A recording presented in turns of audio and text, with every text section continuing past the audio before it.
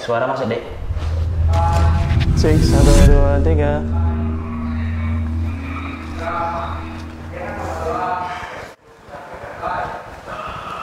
Baik, bismillahirrahmanirrahim. Assalamualaikum warahmatullahi wabarakatuh. Waalaikumsalam warahmatullahi wabarakatuh.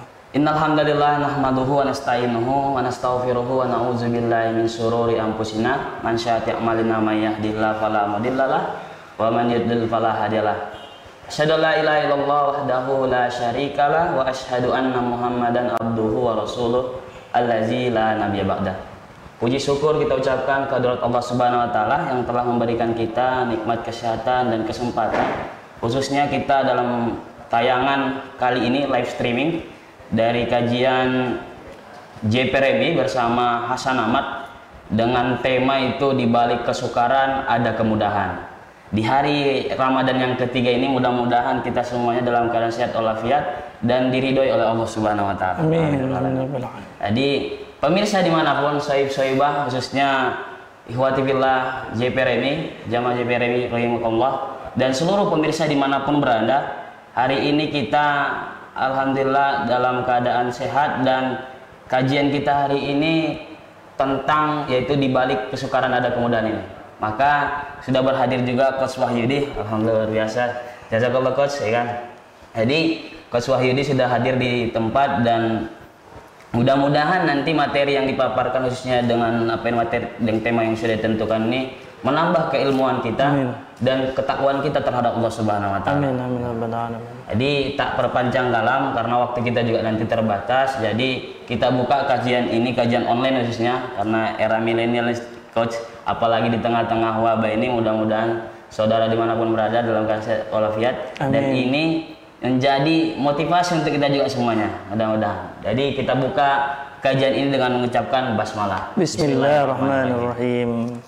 Jadi ini materinya langsung saja dibedah dulu Coach di pembukaan penghantar lah, khususnya apa sih kajian atau tema kita di balik kesukaran ada kemudahan nih. Baik. Silakan Coach. Terima kasih Muhammad. Assalamualaikum warahmatullahi wabarakatuh. Alhamdulillah wassalatu wassalamu ala rasulillah min sayyidi wa mawala wa la hawla wa la quwwata illa billah amma ba'. Alhamdulillah segala puji bagi Allah yang telah mempertemukan kita dalam kajian online kali ini. Mudah-mudahan Allah tetap senantiasa memberikan hidayah inayahnya kepada kita semuanya. Saya diminta untuk menyampaikan materi tentang dibalik kesulitan ada kemudahan, ya. Alhamdulillah. Jadi temanya ini sangat cocok sekali dengan memang profesi saya sebagai seorang motivator, ya. Jadi bukan seorang ustadz kali ini, ya. Alhamdulillah. Saya akan memulai dari sebuah hadis dari riwayat Al-Bukhari bahwasanya mayuridillahu bihi khair yusibuhu minhu. Jadi Rasulullah menyampaikan kepada kita bahwasanya barang siapa yang Allah ingin berikan kebaikan kepada hambanya, maka Allah akan memberikannya ujian. Nah, jadi kita pahami dulu nih ujian, karena nggak mungkin ujian itu dibuat mudah kecuali memang dibuat untuk awal-awalnya saja. Untuk generasi milenial bagi saya, ya, ketika saya nanya dengan siswa-siswi saya gitu ya, dengan mitra-mitra saya khususnya untuk milenial, itu kata ujian adalah hal yang sangat menakutkan gitu. Ya, apalagi kalau ujian sekolah, ya, ujian sekolah. Jadi banyak yang menghindari ujian ini, padahal kalau sebagai seorang muslim, khususnya mukmin, itu mendengar kata ujian adalah kata yang mengembirakan hatinya. Kenapa? Karena sesuai dengan hadis yang disampaikan tadi, kalau Allah inginkan kebaikan pada hambanya, pasti diberikan ujian. Jadi kalau kita dapat ujian dari Allah Subhanahu wa taala, harusnya kita bergembira. Artinya Allah sayang sama kita. Nah, ini dia, ya. Allah sayang sama kita. Dan tetapi dimanapun ujian itu tidak pernah mudah. Ujian itu selalu dibuat sulit. Mungkin sebagaimana kita pahami, ujian ini selain kasih sayang Allah, yang kedua, ujian ini untuk kenaikan kelas. Ini harus difahami dulu. Dulu kalau kita mau naik naik kelas ya, kelas 1 ke kelas 2 pasti soal-soalnya disesuaikan. Apa yang betul, apa yang sesuai dengan tingkatannya kan? Apa yang sudah dipelajari kelas 1 itu akan diuji supaya nanti dia siap untuk materi-materi yang jauh lebih berat dari kelas 1 kan begitu. Nggak ada anak kelas 1 misalnya katakan kelas 1 SD diberikan ujian anak kelas 6 SD kan nggak mungkin. Ya pasti bertahap. Nah, artinya Allah juga berikan ujian pada kita ini bertahap. Nah, kemudian ujian ini sebenarnya yang Allah berikan pada kita itu karena sesuai dengan kesanggupan kita, ya. La yukallifullahu nafsan illa wus'aha gitu ya. Jadi Allah itu memberikan ujian sesuai dengan kesanggupannya kita. Jadi tidak ada ujian yang Allah berikan kecuali memang kita sanggup. Itu harus difahami lagi, gitu. Ada banyak milenial yang mengatakan, kenapa sih ujianku berat sekali ya Allah, ya why me, ya nggak kuat lagi, kenapa saya? Ya memang karena Allah berikan karena kita sanggup. Bagi yang lain mungkin nggak sanggup, dan mereka masing-masing punya ujian yang berbeda-beda sesuai dengan tingkatnya yang Allah yakini pasti bisa diselesaikan. Nah itu dia. Jadi yang ini harus kita pahami. Kemudian ketika kita menghadapi sulitnya ujian ini pasti ya, apalagi dengan wabah yang sekarang itu anak-anak milenial bosan ya di rumah saja ya. Mungkin ada yang bagi para orang tua, yang bagi pedagang khususnya itu omsetnya menurun ya, banyak sekali, apalagi abang-abang kita driver ojek online ya. Aduh rasanya sulit sekali, sampai ini pengalaman tetangga saya, bahwasanya dia sudah tidak sanggup lagi untuk mengontrak rumah per tahun, jadi hanya bisa per bulan, akhirnya pindah-pindah. Nah ini yang harus dihadapi mereka, tetapi sekali lagi Allah mengingatkan karena Allah sayang sama kita. Coba perhatikan dengan wabah pandemi ini, ternyata langit jadi lebih cerah gitu ya. Kemudian kita dekat dengan keluarga, ada kebaikan-kebaikannya. Maka kalau di surah Al-Insyirah itu ya, fa inna ma'al usri yusra. Ya, diulangin lagi, inna ma'al usri yusra. Jadi karena sesungguhnya sesudah kesulitan itu pasti ada kemudahan. Jadi kalau yang saya pernah pelajari itu di dalam ilmu tafsir ya, jadi ada isim nakhiroh gitu ya. Nah isim nakhiroh di dalam surah Insyirah ini ada isim ya, isim nakhiroh sama isim ma'rifat. Jadi kalau usri itu adalah nakhiroh, ma'rifat ya, ma'rifat. Jadi kalau kaidahnya adalah begini, kalau ada isim nakhiroh, dua isim nakhiroh di dalam satu surah itu artinya pengertian yang kedua itu berbeda. Nah, ya, di sini kan ya yusro. Jadi yusro pertama dengan yusro yang kedua itu berbeda maknanya, nggak sama. Artinya ada dua kelebihan ya, kemudahan dan kemudahan. Jadi kemudahan yang Allah kasih dua. Kemudian kalau isim ma'rifatnya usri, ya usri itu artinya kesulitan. Nah kalau di dalam surah ada dua isim ma'rifat, berarti itu kaidahnya dianggap sama pengertiannya. Jadi kesulitan itu walaupun ada dua tapi pengertiannya sama satu. Artinya di sini difahami ya, kesimpulannya Allah memberikan satu kesulitan tapi Allah memberikan dua kemudahan. Makanya ayat ini turun kita sama-sama paham ketika ini surahnya surah Makkiyah ya, surah yang turun di zaman Rasulullah itu berdakwah di Mekah ya, berhadapan dengan kafir Quraisy. Sangat berat ujian yang dihadapi oleh Rasulullah. Bagaimana Rasulullah juga mengalami ujian ya, ujiannya berat, ditinggal oleh istrinya, kemudian tidak lama ditinggal oleh paman yang melindunginya, kemudian para sahabat-sahabat yang dihina, diolok-olokan, dizolimi gitu ya. Jadi Allah yang mengembirakan kepada Rasulullah bahwa setiap ada kesulitan pasti ada kemudahan, dan ini diulang dua kali. Maka ketika ayat yang ke-6 turun, di dalam hadis riwayat Ibnu Jabir dikatakan bahwa kabarkanlah bahwa akan datang pada kalian kemudahan, karena satu kesulitan tidak akan mungkin mengalahkan dua kemudahan. Nah ini dia. Jadi kalau kita sebagai seorang muslim ini harusnya bangga kalau dapat ujian. Oh alhamdulillah nih, ada kemudahan, dan kemudahannya nggak satu, dua gitu ya. Jadi kalau kita benar-benar ingin mendapatkan kemudahan ya, lewatin ujian itu. Jadi kita harus berbahagia. Ujian-ujian berat itu kita hadapi insya Allah. Jadi seorang muslim itu jadi optimis, lebih bersemangat gitu ya. Apapun musibahnya, apapun ceritanya. Jadi ada kisah yang menarik ketika seorang ayah menghadapi musibah di mana anaknya meninggal dunia, gitu ya, dan anak satu-satunya, anak laki-laki satunya meninggal dunia. Maka ketika itu dia mengucapkan alhamdulillah wa innalillah. Maka Allah berkata pada malaikat, ya wahai malaikat, apa yang terjadi? Apa yang dikatakan hambaku? Maka malaikat berkata, wahai ya Allah, hambamu telah berkata alhamdulillah. Ya. Apakah apa yang dihadapinya? Dia telah kehilangan seorang anaknya. Apakah itu anaknya satu-satunya? Ya, itu anaknya satu-satunya. Apa yang diucapkan? Alhamdulillah. Maka ketahuilah dia akan mendapatkan surga. Dan surga itu khusus ya. Surga khusus buat orang-orang yang bersabar. Karena memang dia pasti yakin ketika datangnya musibah ini, ketika datangnya ujian ini, Allah telah memberikan kebaikan padanya gitu. Jadi ini yang harus kita fahami ya, teman-teman sekalian yang mendengarkan kajian online ini. Apapun ujian itu kita hadapi dengan optimis bahwa Allah akan memberikan hadiah lebih banyak dari ujian yang kita terima. Jadi begitu dia. Baik Coach, ini menarik nih pembahasan khususnya materi pembuka yang Coach sampaikan tadi. Jadi salah satunya, sebelum masuk juga pertanyaan nanti, saya ingatkan kepada pemirsa dimanapun berada, khususnya ikhwati fillah sohibah yang lagi menyaksikan khususnya kajian online dari JP Remi dan Hasan Ahmad. Jika ada pertanyaan, langsung saja di kolom komentar itu, di komen ataupun dikasih pertanyaannya, ataupun di medsosnya JP Remi Kota Medan. Di situ ada juga, kalau mau ada pertanyaan nanti tim kru dari tim di JP Remi dan kru Moha TV akan memberikan kepada kita. Baik. Jadi itu. Dan selanjutnya Coach, jadi menarik tadi pembahasan tadi sedikit dari kelebihan, berarti ada di antara musibah tadi berarti ada kemudahan tadi. Betul. Namun sedikit pertanyaan nih Coach, ketika mungkin saat ini yang kita rasakan di tengah wabah ini, atau bisa kita ambil khususnya kita dari JP Remi Coach merasakan itu, khususnya apalagi pergerakan kita khususnya yang sering di lapangan mungkin saudara-saudara kita. Sekarang jadinya mungkin terlepas dari bisa atau tidak memang pergerakannya, alhamdulillah, tapi adakah hikmah yang kita petik nanti di antara di tengah-tengah wabah ini Coach? Ya, tentu. Jadi semua orang menghadapinya ya.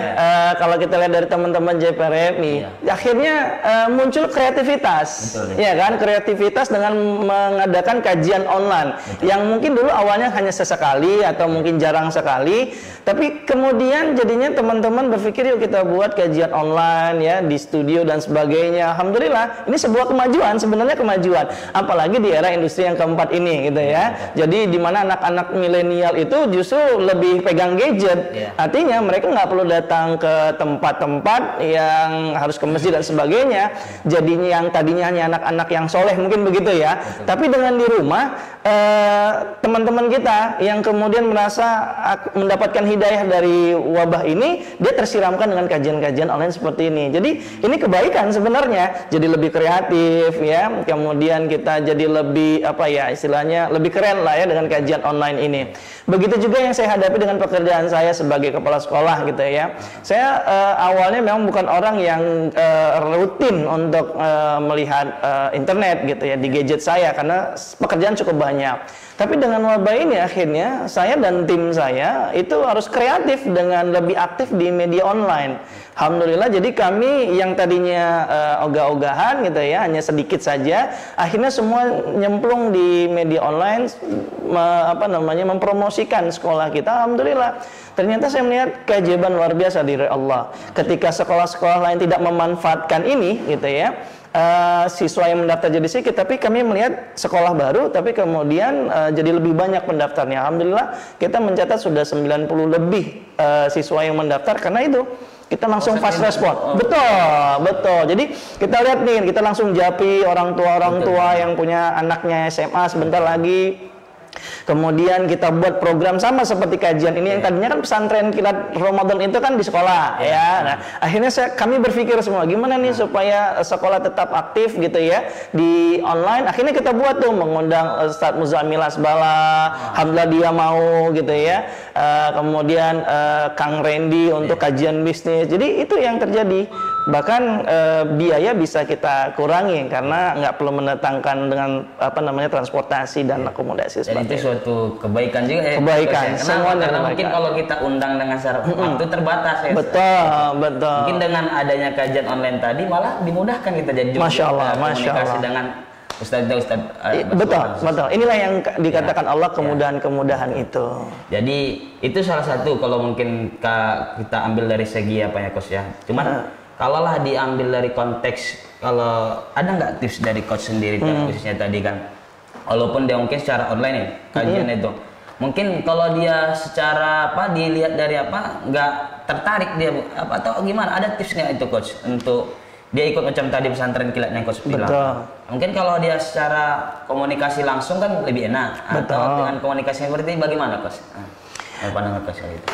Sebenarnya kita harus pahami ini sudah era di mana di negara-negara maju internet itu menjadi sebuah bahan pokok ya. Kalau kita kenal 9 bahan pokok, kayaknya udah tambah 1 pokok lagi tuh ya, bahan pokok jadi 10 bahan pokok, yaitu kuota kan itu ya. Kita akan hadapi mau tidak mau, dunia harus bersiap diri untuk menggunakan internet. Jadi dengan adanya wabah ini seharusnya ya kita semua bisa bersemangat untuk mengakses orang-orang yang mungkin tidak takut atau malu datang ke masjid dan lain sebagainya. Jadi dia akhirnya lebih senang dengan kajian online yang mungkin dia diam-diam ya, dia tidak mau mempublis dirinya. Itu kan ada orang yang seperti itu ya. Dan saya rasa dakwah itu banyak. Jadi teman-teman jadi lebih kreatif. Di sini saya harapkan teman-teman jadi lebih kreatif, dan untuk milenial-milenial yang mungkin merasa wah kajian online dulu gitu ya, bosan gitu ya. Ya mungkin langsung bisa interaktif. Dan kajian ini kan termasuk interaktif ya. Dia mendengarkan tapi juga bisa bertanya ya. Ini bagian dari mungkin dia menyampaikan masalah tapi dia malu, dengan begini masalahnya bisa terselesaikan. Insya Allah. Jadi ini hidayah datang dari Allah. Mudah-mudahan bisa terselesaikan semua masalah kita. Iya.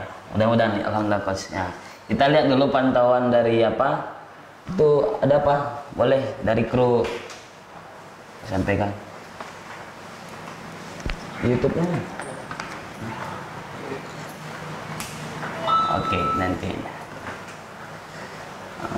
mungkin dari grup JPRMI. Udah datang juga ketua dari JPRMI coach ya. Bisa bergabung juga ini ketua JPRMI. Alhamdulillah. Ada, Masya Allah. Jadi ini mungkin saya sebelum masuk ke tema kajian berikutnya coach, tapi ada ini iklan dulu. Oke, silakan, boleh. Jadi alhamdulillah memang ini juga disponsori oleh Hasan Ahmad. Dan ini alhamdulillah coach, Hasan Ahmad ini salah satu supermarket yang salah satunya oleh pendirinya itu menginginkan keuntungan ini untuk kemaslahatan umat. Masya Allah. Dan alhamdulillah sudah dijalankan, barakallah. Apalagi saat ini waktu itu dari tengah-tengah wabah yang saat ini terjadi di Kota Medan ini kita rasakan ini. Dan ini ada juga bagi yang saudara atau pemirsa dimanapun berada, ini ada paket sembako khususnya yang kita sampaikan dari Hasan Ahmad, yaitu paket 100.000 itu ada beras 5 kg, gula 1 kg, minyak 2 liter, teh 1 kotak. Dan ada juga paket 150.000 itu ada beras 10 kg, minyak 2 liter, gula 1 kg, dan teh 1 kotak. Dan yang terakhir paket yang ketiga itu ada paket 200.000 yaitu beras 10 kg, minyak 2 liter, dan gula 1 kg, telur 1 papan, teh 1 kotak. Dan ini salah satunya paket ini mudah-mudahan saudara-saudara apalagi yang ingin membelanjakan untuk memberikan sembako kepada saudara-saudara kita, ini sangat cocok, ini rekomendasikan. Insyaallah. Jadi ini kalau untuk promosi paket, dan saudara dimanapun berada, ini khususnya kajian online ini dari JPRMI ini mungkin kalau untuk udah sering kalau kajian online mungkin coach ya. Namun dan cara yang lainnya juga udah sering, bahkan semalam itu kajian online JPRMI bersama dengan ya khususnya se-Indonesia. Alhamdulillah ada tiga pemateri waktu itu, dan alhamdulillah JPRMI di bawah naungannya Bang Irwan Syaputra selaku ketua, luar biasa tengok pergerakannya nih. Masya Allah. Jadi mudah-mudahan memang JPRMI kedepannya lebih baik lagi, dan mudah-mudahan terus berkembang. Dan ini kalau menarik kita ambil tadi karena waktu kita masih ada kok sedikit lagi mungkin kan. Tapi di antara kadang begini coach, kadang ketika kita pemuda merasa minder tadi dengan mungkin basic dia dari ataupun latar belakangnya lah, boleh karena kok seorang motivator ini. Bagaimana sih seorang latar belakangnya yang katanya di bawah mungkin konteks yang di standar ataupun di bawah garis dalam arti kata bahasa kasarnya ataupun miskin bahasanya, tapi dia mempunyai niatan yang ataupun ikhtiar yang lebih untuk salah satunya mensejahterakanlah keluarganya. Itu bagaimana seorang yang dalam arti kata psikologinya seperti untuk meningkatkan semangatnya itulah Coach. Bagaimana itu boleh pandang? Iya, jadi ayat ini sangat cocok sekali buat pemuda-pemudi yang dari background mungkin lahir ya. Jadi kalau Jack Ma bilang kan, kalau kita lahir miskin itu bukan salah kita. Betul, ya. Tapi kalau kita mati dalam keadaan miskin itu baru salah kita, ya. Banyak orang-orang sukses justru menghadapi hal-hal yang sulit seperti ini. Kalau kita mau belajar, mengambil ibrah dari para orang-orang sukses sekarang ini, mereka semuanya melewati masa-masa sulit. Sangat, ya. Saya perhatikan orang-orang sukses, baik dia muslim dan non-muslim, semuanya akan menghadapi masa sulit. Jadi ini memang membuat kita jadi lebih kuat lagi, ya, sama seperti kenaikan kelas tadi, ujian itu untuk meningkatkan kelas-kelas kita kan. Jadi buat pemuda yang mungkin backgroundnya terlahir dari orang tua yang miskin, maka kita harus berjuang. Allah udah janjikan ini, ya, ini Allah, janjinya Allah gitu ya. Allah udah bilang, harusnya kita optimis. Gini, sunatullah. Janji coach ya kan? Bukan janji saya. Kalau janji saya bisa mengingkarinya. Tapi ini janjinya Allah gitu loh. Maka ini harusnya muncul keyakinan seperti ini nih. Sunatullahnya lah. Kalau kita misalnya hukumnya benda, ini kan bumi ini kan ada gravitasinya. Kalau benda itu kita lempar pasti akan jatuh ke bawah. Ya, itu hukum gravitasi oleh Isaac Newton. Jadi itu sunatullah. Sesuatu yang dilemparkan ke atas pasti akan turun ke bawah. Nah, kita yakin kenapa? Memang kita sudah bisa menyaksikannya, gitu ya. Itu hukum, kan gitu. Lalu bagaimana dengan hukum Allah? Kenapa kita nggak yakin? Allah udah bilang ini, ya, setelah kesulitan pasti ada kemudahan dan ada kemudahan lagi. Masa kita nggak yakin, gitu? Harusnya seorang pemuda yang dengan background seperti tadi, gitu ya, kita harus berusaha. Baik misalnya seorang pemuda ingin sukses dengan bisnisnya, pemuda yang kemudian ingin menikahi, yang kemudian dia nggak merasa aku nggak cocok dengan calonku itu nggak boleh. Ya, jadi kita harus tetap optimis. Sebagaimana para sahabat juga ketika dalam perjalanan hijrah gitu ya, dari Makkah ke Madinah itu kan sulit. Sampai kita paham betul bagaimana Ali dengan kakinya yang berdarah-darah. Dan kemudian sahabat yang nggak punya apa-apa, uang nggak punya gitu ya. Kalau kita bandingkan dengan sahabat, dengan wabah ini jauh sekali. Nggak ada apa-apanya dibandingkan para sahabat gitu ya. Mereka nggak punya uang, kita masih punya uang gitu ya. Cuman mau belanja ya bisa jauh-jauh kan gitu. Dan mereka akhirnya ketika berjumpa dengan para sahabat dari kaum Ansar, mereka diberikan kemudahan. Itu satu kemudahan, ya kan? Diberikan kemudahan, udah ini silakan, ini rumahku pakai gitu ya. Ini hartaku silakan. Bahkan istrinya saja pun bisa diceraikan untuk dinikahkan, kan gitu. Itu kan kemudahan-kemudahan. Tapi apa yang dilakukan para sahabat ini izzah, menjaga kemuliaan. Dia mengatakan, tidak, tunjukkan saja aku pasar. Lihat, ya, nggak ada apa-apa, udah dikasih kemudahan, tapi tetap ingin berjuang, ingin fight gitu. Itulah seorang pemuda, itulah seorang muslim gitu. Jadi ayat ini harusnya membuat kita, pasti nih, aku udah lewati masa sulit, pasti Allah kasih kemudahan. Itu saja. Sama seperti yang saya hadapi dulu ke ngajar gitu ya. Awal-awalnya ngajar dengan gaji yang 50.000 sebulan, ngajar anak ngaji gitu ya. Sebulan itu 50.000 gitu ya. Kita ngajar itu dari Senin sampai Jumat. Itu udah berkeluarga coach? Belum, masih single. Masih single, masih kuliah sambil kan gitu.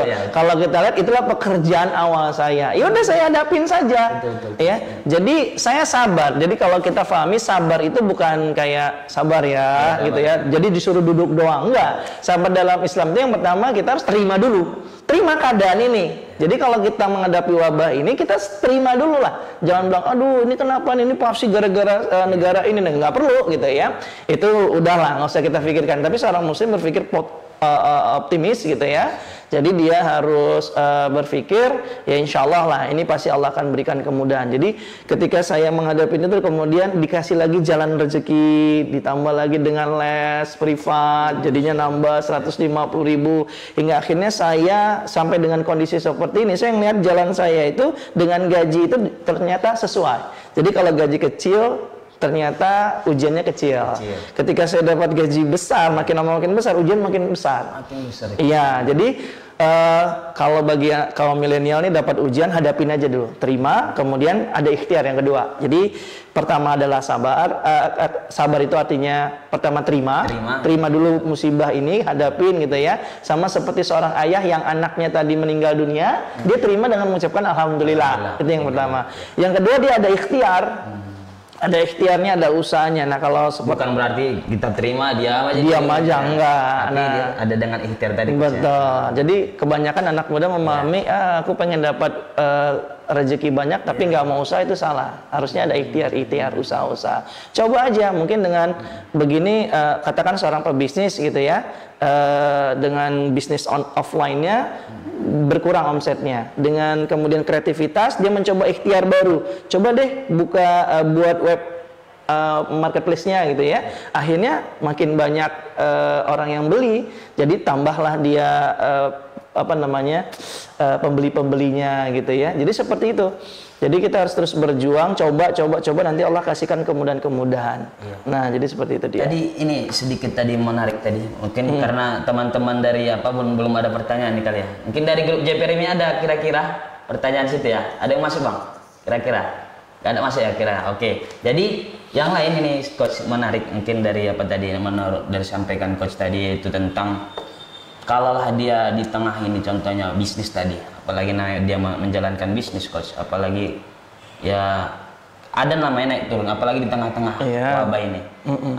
Menyikapinya itu kan mungkin di antara tantangannya tadi, mungkin dia ada berkeluarga lagi sampai jatuh bangunnya, kadang sampai drop itu, pernah nggak coach merasakan seperti itu? Boleh diceritakan sedikit coach? Pengalaman pribadi nih. Pengalaman boleh, karena ini bagian dari motivasi nih coach. Sebenarnya teman-teman yang lain ya kan. Sebenarnya saya nggak ada apa-apanya lah gitu ya, dan saya memang jarang sih menceritakan ini dalam motivasi saya. Tapi luar biasa ya, moderatornya nanya sampai ke pribadi. Jadi gini, saya juga mengalami hal sulit, sangat-sangat sulit ketika saya bekerja dengan gaji yang 500.000, kemudian berusaha untuk berumah tangga gitu ya. Kemudian saya hijrah ke Bogor, itu ada banyak ya, cuman saya masih ingat adalah ketika saya hijrah ke Bogor untuk melanjutkan studi saya dan untuk menggapai impian saya menjadi motivator nasional. Karena kan orang berkata kalau kita tinggal di suatu daerah ya kita jadi motivator lokal, tapi kalau kita hijrah ke Jawa kita akan menjadi motivator nasional kan gitu. Jadi saya berjuang, saya mencoba untuk pasrah kepada Allah. Ya, kalau di dalam surah Isra itu kan wa ila rabbika farghab kan. Ya udah semuanya pasrahkan aja dulu ke Allah. Ya Allah, aku punya tujuan, aku punya cita-cita, aku punya keinginan, aku akan berusaha, ini caranya yang bisa aku lakukan. Jadi akhirnya saya ke Bogor waktu itu dengan keuangan yang sedikit sekali, tipis ya, dan belum ada jaminan kerjaan di sana. Iya, nggak ada jaminan pekerjaan. Ya udah kuliah saja dengan tabungan yang ada. Kemudian kuliah S2 saya. Jadi saya berpikir nih gimana ya untuk menghidupin saya di sini. Ya sudah, akhirnya saya mencoba untuk menjumpai saudara-saudara yang bisa dimintai pertolongan. Akhirnya mereka bisa bantu. Mungkin gajinya nggak terlalu besar ya, namanya bantu-bantu ya. Tapi alhamdulillah yang paling sulit itu ketika saya sudah nggak ada lagi uang, ketika saya punya belanja itu kan ada recehan kembalian ya dari market gitu ya, dari minimarket kan gitu kan. Itu saya kumpulin tuh. Saya kumpulin dan akhirnya alhamdulillah uang yang 100 perak, 200 perak. Ketika selesai belanja waktu itu dikumpulin. Iya, itu saya selalu kumpulin. 100 perak, 200 perak itu saya kumpulin. Dan ternyata benar, ada satu masa yang saya memang tidak ada training sama sekali. Tidak ada uang pemasukan sama sekali. Jadi dari uang itu saya dikumpulin 100 sampai 5 gitu kan, kemudian sampai 10 dan seterusnya. Itulah untuk beli telur, kemudian saya sama istri gitu ya. Kita dadar ya biar lebar kan gitu ya. Tapi tipis. Dibelah-belah, kemudian kasih sama keluarga lah, anak, istri, dan itu saya alami dengan ya hanya nasi, telur dan kecap aja. Dan itu sampai beberapa hari terus seperti itu. Jadi alhamdulillah itu yang masa sulit ya. Kemudian yang kedua untuk makan, yang kedua itu untuk rumah. Jadi kan saya sampai sekarang pun masih kontrak, gitu ya. Kenapa? Karena saya punya prinsip, saya nggak mau nyicil dengan cara kredit bunga, kredit bank konvensional. Jadi ya sudah, yang penting bisa tinggal. Jadi saya itu sering berpindah-pindah tempat, ya. Kemudian habis kontrakan juga karena pengaruh, bukan pengaruh, karena ingin dekat dengan orang tua, akhirnya pindah. Kemudian waktu di Bogor juga gitu, ya. Ternyata habis masa kontrak pindah lagi. Jadi ada kondisi yang memang ternyata tempat itu sangat tidak layak sebenarnya. Tapi harus dijalani, mau apa lagi? Itu masa sulit, ya sangat sulit sekali. Tapi kayaknya belum dibandingkan dengan orang lain nggak ada apa-apanya. Tapi di tengah-tengah apa katanya cobaan tadi coach, alhamdulillah saat ini kan udah luar biasa, bahkan sampai di ya konteksnya tadi ya motivator nasional khususnya dikenal orang tadi. Karena itu kan bagian dari ujian tadinya. Iya, ujian, betul. Apalagi ke ujian yang coach rasakan juga ya ya kalau saat ini untuk posisi pun atau diamanahkan lah khususnya. Diamanahkan. Alhamdulillah udah sebagai kepala sekolah di di SMA Islam Plus Askia. Mungkin teman-teman ataupun yang lain bisa untuk bergabung ya. Insyaallah. Nah, ini bagian dari sarana kita juga untuk mensiarkannya. Betul. Jadi inilah tadi salah satu yang kajian kita hari ini memang poin-poin penting tadi yang bisa disampaikan coach tadi begitu banyak. Khususnya pemirsa dimanapun berada, banyak yang kita ketahui ataupun yang disampaikan coach tadi, salah satu tadi dengan sabar tadi. Tapi bukan berarti kita dalam keadaan sabar tadi itu berdiam diri pasrah, tapi dengan sabarnya kita tadi menerima keadaan dan harus berikhtiar lagi. Naik kelas. Mudah-mudahan dengan naik kelas tadi dan ini tengah-tengah ini, mudah-mudahan di tahun berikut ataupun di bulan berikutnya naik kelas kita insya Allah lebih baik lagi. Yakin, insya Allah, yakin. Yang penting yakin. Apalagi di tengah-tengah ini ada Ketua JPRMI Kota Medan ya kan, insya Allah akan lebih baik lagi nih coach. Saya yakin. Amin, insyaallah. Jadi ini kajian kita, ataupun dari tim-tim ataupun yang share langsung belum ada pertanyaan nampaknya coach ya. Karena waktunya juga kita sedikit lagi. Namun inilah mungkin materi yang disampaikan atau dipaparkan tadi. Mudah-mudahan ini sebagai ladang amal untuk kita semuanya dan sebagai pemirsa dimanapun berada menjadi support atau motivasi untuk kita semuanya untuk menjadi lebih baik lagi. Insya Allah mudah-mudahan. Jadi itu aja. Mohon maaf bila ada kata maupun ucapan saya yang salah, itu datangnya dari saya, dan kalau ada kelebihan itu datang dari Allah Subhanahu Wa Taala. Saya Alan Maung Siregar pamit undur diri, dan Coach Wahyudi kami ucapkan terima kasih. Assalamualaikum warahmatullahi wabarakatuh. Waalaikumsalam warahmatullahi wabarakatuh.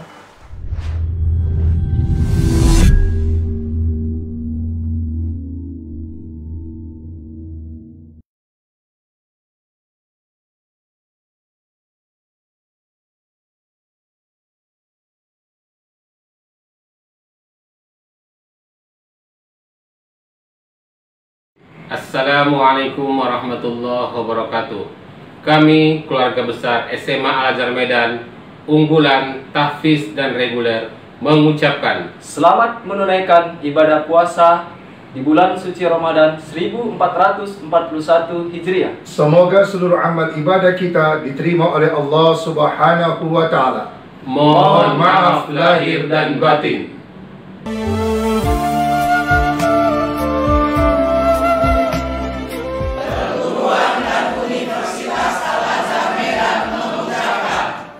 Selamat menunaikan ibadah puasa Ramadan 1441 Hijriah. Semoga amal ibadah kita diterima Allah Subhanahu wa Ta'ala.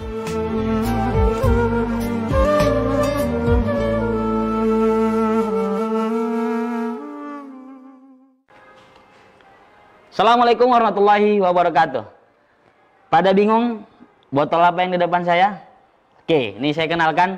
Ini adalah produk bawang goreng, yaitu bawang goreng Bang Regar namanya. Sangat unik, rasanya yang begitu khas, yaitu gurih, renyah, dan segar. Produk ini mudah Anda dapatkan dengan menghubungi kontak person yang ada ini, ataupun dengan cara yaitu masuk ke media medsosnya, Instagramnya, bawang goreng Bang Regar. Oke? Dan yang lebih mudah lagi, khususnya daerah Kota Medan, Anda bisa dapatkan di toko Hasanamart, Jalan Medan Area Selatan nomor 1000. Oke, jangan lupa dengan produk bawang goreng Bang Regar, gurih, renyah, dan segar. Assalamualaikum warahmatullahi wabarakatuh.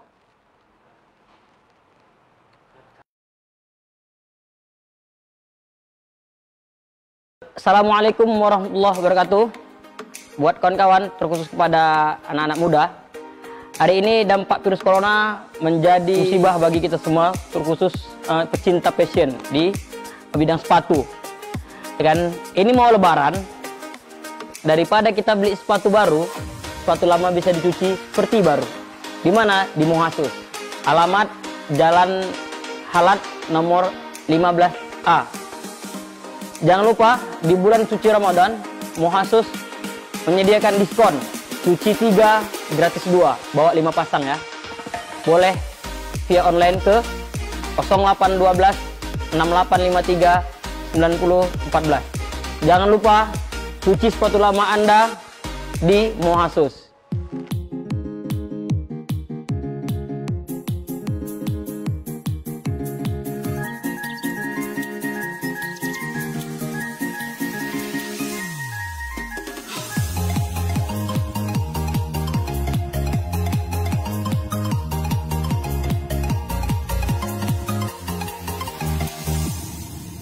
Terima kasih. Jangan lupa cuci di Muhasus. Assalamualaikum warahmatullahi wabarakatuh. Assalamualaikum warahmatullahi wabarakatuh. Saya Ustadz Daka Jo Simanjuntak. Sekarang berada di Hasanah Mart, Jalan Medan Area Selatan nomor 1000. Datanglah, belanja kemari. Banyak tersedia. Ada anduk ini ha. Perlengkapan sholat, perlengkapan rumah tangga, semua disediakan lengkap. Dilayani sama kami yang ramah-ramah ini. Datang, ini piring, ini ada piring ini untuk makan, untuk buka puasa. Datang. Ini Hasanah Mart, ini kawan kita ini yang punya ini, saudara kita ini yang punya ini. Jadi kalau kita belanja di sini namanya tolong menolong, karena keuntungannya dibagikan juga sama untuk kemaslahatan umat. Jadi inilah namanya belanja sambil beramal. Nah, di sini Al Hasanah Mart. Mari kita majukan ekonomi kita, ekonomi umat, saling tolong menolong. Belanja kita di Al Hasanah Mart. Insya Allah berkah. Amin.